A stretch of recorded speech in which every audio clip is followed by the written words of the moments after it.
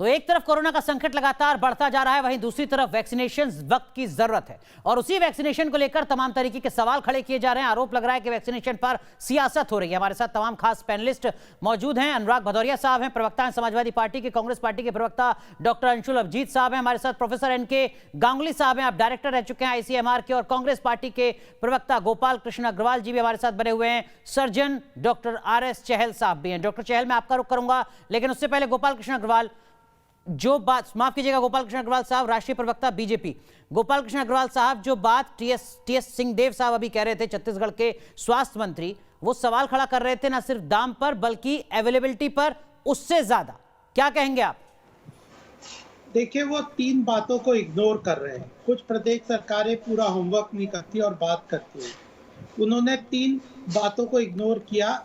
यह है कि वैक्सीन फेज मैनर में है और केंद्र सरकार ने कहा है कि एकदम पहली 1 मई को अगर 18 साल की उम्र के बच्चों को, बड़े लोगों को खोलेंगे तो सबको एक ही दिन वैक्सीन लगेगा, ऐसा नहीं है। धीरे धीरे फेज मैनर में सीक्वेंसिंग करते हुए लगाना है और प्रदेश सरकारों को छूट दी है कि 18 साल से ऊपर के लोगों को किसको कैसे लगाना है, उसको आप अपने शेड्यूल के अनुसार लगा लीजिए, पहली बात। दूसरी बात है कि अभी हमारे पास 2 वैक्सीन है। एक स्पुतनिक को परमिशन दे दी है और केंद्र सरकार ने यह अनाउंस किया है कि 8-9 और वैक्सीन जो WHO और इंटरनेशनल अलग अलग जगहों पे अप्रूव्ड है, उन लोगों को भारत में फास्ट ट्रैक परमिशन मिल जाएगी, तो वह भी आ जाएंगे धीरे धीरे। तीसरी बात है कि आज अमेरिका से केंद्र सरकार ने बातचीत करके जो रॉ मटेरियल भारत बायोटेक और सीरम इंस्टीट्यूट को प्रॉब्लम आ रही थी वैक्सीन प्रोडक्शन को बढ़ाने के लिए, उसका रॉ मटेरियल इंपोर्ट करने का परमिशन सरकार, मतलब वहां पे आ गया है कंसेंट। और चौथी बात यह है कि इन लोगों को केंद्र सरकार ने फाइनेंशियल असिस्टेंस दी है अपना प्रोडक्शन बढ़ाने का। तो ये चारों महत्वपूर्ण बातें इग्नोर करके ये कह देना कि केवल हमें अवेलेबिलिटी की बात नहीं है, तो यह तो पूरी तरह से बात है। 14 गोपाल जी, डॉक्टर आरएस चहल साहब हमारे साथ, लगातार उनका वास्ता पड़ रहा है इस तरीके की गंभीर चुनौती से। चहल साहब, जो बात बीजेपी के राष्ट्रीय प्रवक्ता यहाँ पर कह रहे हैं, उसके बाद थोड़ा भरोसा बढ़ता है क्या? कोरोना की वैक्सीन को लेकर संकट नहीं आने वाला है?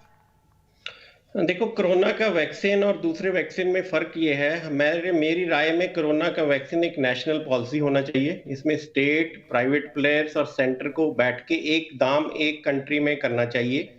वैक्सीन अवेलेबिलिटी करनी चाहिए। जैसे ऑक्सीजन का कह रहे हैं कि सेंटर सरकार ही डिस्ट्रीब्यूट करती है, ऐसे वैक्सीन का भी एक सिंगल पॉलिसी होना चाहिए। एटलीस्ट जो 2 इंडियन वैक्सीन है, एक इंडिया में मैन्युफैक्चर्ड है और एक इंडिया में प्रोड्यूस्ड है, तो इन दोनों का एक प्राइस होके सबको होना चाहिए। दूसरी मेरी राय ये है कि सारे वैक्सीन को पेड होना चाहिए, एक मिनिमम दाम रखना चाहिए। जो अफोर्ड नहीं करता, सरकार उसको रिएम्बर्स कर दे। हमारे पास इतना अच्छा जनधन योजना अकाउंट्स है, सब कुछ है, पर एक बार सब पेड हो जाए तो उसे आसानी रहेगी। ठीक है, चहल साहब का सुझाव। डॉक्टर गांगुली साहब, आप इस बात से इत्तेफाक रखते हैं जो डॉक्टर चहल यहाँ पर कह रहे हैं? नहीं, एक चीज बिल्कुल सही है। गोपाल जी, आपके पास आईसीएमआर के पूर्व डायरेक्टर है हमारे साथ, प्रोफेसर एनके गांगुली, उनका रुख जान लेते हैं। जी गांगुली सर, कहें। देखिए हमारा फेडरल स्ट्रक्चर है। फेडरल स्ट्रक्चर एक दूसरे देशों जैसा नहीं है हमारा। तो फेडरल स्ट्रक्चर अमेरिका का फेडरल स्ट्रक्चर है, इंडोनेशिया का है, तो ये हमारे मिसाल है। इनमें स्टेट और सेंटर इकट्ठे मिलजुल के काम कर रहे हैं। स्टेट भी कुछ बीड़ा उठाते हैं, सेंटर भी कुछ बीड़ा उठाता है, और सेंटर का ये काम है कि वैक्सीन मुहैया कराना, सो दैट वैक्सीन अवेलेबिलिटी देश में हो जाए। उसके बाद वैक्सीन सेंटर अवेलेबल कराते हैं स्टेट्स को। स्टेट्स अगर एडिशनल कुछ करना चाहें तो वो उसके ऊपर कर सकते हैं। ये एक स्टेट को छूट है। साथ में प्राइवेट सेक्टर को छूट मिली है कि वो वैक्सीन 30% लोग इंडिया के प्राइवेट सेक्टर से वैक्सीन ले सकते हैं, उनमें वो पे करने की क्षमता है। तो प्राइवेट सेक्टर को छूट दी है। प्राइवेट सेक्टर विदेशों के वैक्सीन कंपनी से एडवांस ऑर्डर देके वैक्सीन मंगा सकते हैं, और जो लोग अफोर्ड कर सकते हैं उनको वो वैक्सीन देंगे। सात स्टेट्स ने और भारत सरकार ने ये बोला हुआ है कि जो अफोर्ड नहीं कर सकते, जो सरकारी वैक्सीनेशन सेंटर्स में जाएंगे, उनको मुफ्त वैक्सीन दी जाएगी। ठीक है, तो जिस तरीके से फेडरल स्ट्रक्चर काम करता है उसी तरीके से हम आगे बढ़ रहे हैं वैक्सीनेशन के फ्रंट पर, ऐसा प्रोफेसर गांगुली को लगता है। तीन पैनलिस्ट जो पॉलिटिशियन है उनका भी रुख करेंगे, लेकिन उससे पहले एक दर्शक अतुल शर्मा दिल्ली से जुड़ रहे हैं। जी अतुल, कहिए अपनी बात। सर, वैक्सीनेशन बहुत ज्यादा जरूरी है सबके लिए, और ये बिल्कुल ठीक बात है कि एक नॉमिनल कॉस्ट होगी तो गवर्नमेंट की भी हेल्प होगी इससे, और सब लोगों का भी फायदा होगा, क्योंकि नॉमिनल कॉस्ट हर कोई पे कर सकता है। तो नॉमिनल कॉस्ट पे कोई भी इससे परेशानी नहीं होगी। जो नहीं दे पाएंगे उनको रीइंबर्स भी कर सकते हैं, या उनके लिए सरकारी सुविधाएं हैं, सरकारी अस्पताल हैं जहाँ पे फ्री में वैक्सीनेशन लगवाई जा सकती है। तो बस सबसे बड़ी मेन बात यही है कि सबको वैक्सीनेशन लगनी चाहिए। 18 से अबव है, और 18 से जो छोटे हैं उनके लिए भी जल्दी ही रूल आना चाहिए कि उनके लिए वैक्सीनेशन आप करें फटाफट कि हर किसी को वैक्सीनेशन वक्त की जरूरत है, नॉमिनल कीमत अगर रहे तो दिक्कत नहीं है, जो अफोर्ड नहीं कर सकते हैं उनको सरकारें मुफ्त में मुहैया कराएं। डॉक्टर अंशुल अभिजीत, कांग्रेस के राष्ट्रीय प्रवक्ता है हमारे साथ। अभी आपने सुना अपनी ही पार्टी के नेता और एक राज्य के स्वास्थ्य मंत्री को, उनसे भी मैं यही सवाल पूछने की कोशिश कर रहा था। सर, जब आप भी कहते हैं अपने राज्यों में कि हम कोरोना से लड़ने के लिए गंभीर हैं, तो वैक्सीनेशन को लेकर सियासत क्यों होती है? क्यों आप कहते हैं कि नहीं, हम पैसा खर्च नहीं करेंगे, केंद्र सरकार हमको फ्री में दे दे? मतलब आप समझते हैं कि कांग्रेस ही गुनहगार है? ये तो यहाँ पर तो नहीं, देखिए, रियासतें गुनहगार हैं। देखिए, जब से डिजास्टर मैनेजमेंट एक्ट लागू हुआ है तो जितनी भी सारी शक्तियां हैं इस कोविड को लड़ने के लिए, वो तो केंद्र सरकार में सीमित हो गई है ना। जितने भी हथियार हैं, जो शक्तियां हैं, जो पॉलिसी है, बल्कि सुप्रीम कोर्ट ने ये कहा है कि भाई आपकी नेशनल प्लान कहाँ है? डिजास्टर मैनेजमेंट एक्ट के अगर आप नियम पढ़ेंगे तो पहला नियम यह है कि अंशुल अभिजीत जी, बात कीजिएगा, आपको रोक रहा हूं सर बीच में। जहां तक मुझे जानकारी है, आप मुझे सही कीजिएगा, राज्यों को यह अधिकार है कि उनको नाइट कर्फ्यू लगाना है, लॉकडाउन लगाना है, कितनी छूट देनी है, कितनी सख्ती बरतनी है। नेशनल पॉलिसी आपने अनाउंस की वैक्सीन की, उसमें भेदभाव हो रहा है।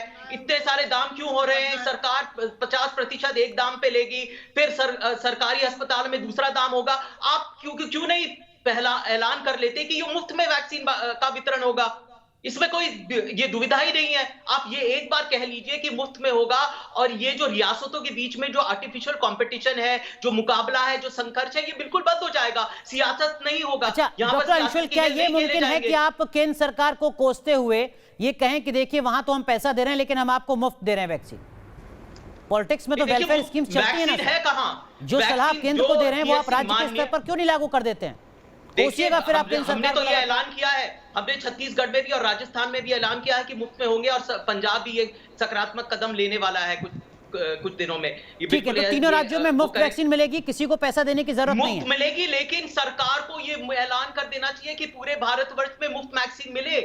मतलब बजटरी एलोकेशन है 30,000 करोड़ का, ये ज्यादा महंगा नहीं है। 50,000 60,000 करोड़ का मुफ्त वैक्सीन सारे व्यापक रूप से मिल सकता है पूरे देशवासियों को। ये सियासत क्यों करना चाहती है सरकार? गोपाल जी, समय खत्म हो रहा है, मुझे अनुराग भदौरिया का भी रुख करना है। वो मुस्कुरा रहे थे जब आप अपनी दलील दे रहे थे, लेकिन जो बात यहाँ पर कांग्रेस के प्रवक्ता कह रहे हैं वो 30,000 करोड़ रुपए कब खर्च होंगे? वैक्सीनेशन का वादा तो आप भी कर रहे थे सर।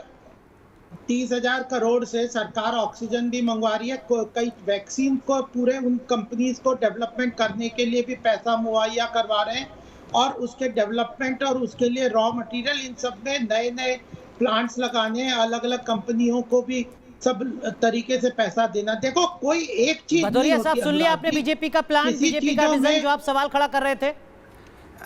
आप संतुष्ट हैं दलील से? पूरा वैक्सीन पे डेवलप किया प्लान ये आपने जब से ऐसे नहीं डेवलप हो गया। आपने हिंदी में कहावत सुनी होगी कि सूप बोले तो बोले, छलनी बोले जिसमें 72 छेद। ये जब से आए हैं टीवी डिबेट में, आपकी जितनी देर से आए सबको बता रहे हैं होमवर्क करके नहीं आते, होमवर्क करके नहीं आते। अरे प्रभु, आपने होमवर्क कर लिया होता ना 1 साल पहले तो कोविड से इतने लोगों की मौतें नहीं होती। आपने हॉस्पिटल में गैस प्लांट की व्यवस्था कर दी होती, वेंटिलेटर और बेड की ऑक्सीजन की व्यवस्था कर ली होती, एम्बुलेंस की व्यवस्था कर ली होती, तो देश में इतने लोगों की कोरोना काल से मौतें नहीं होती। सबसे ज्यादा मिसमैनेजमेंट अगर हुआ है तो भारतीय जनता पार्टी ने किया है, और भारतीय जनता पार्टी ने प्लानिंग नहीं की। अगर आपने सही प्लानिंग की होती तो आज देश में कोरोना काल से हाहाकार नहीं मचा होता।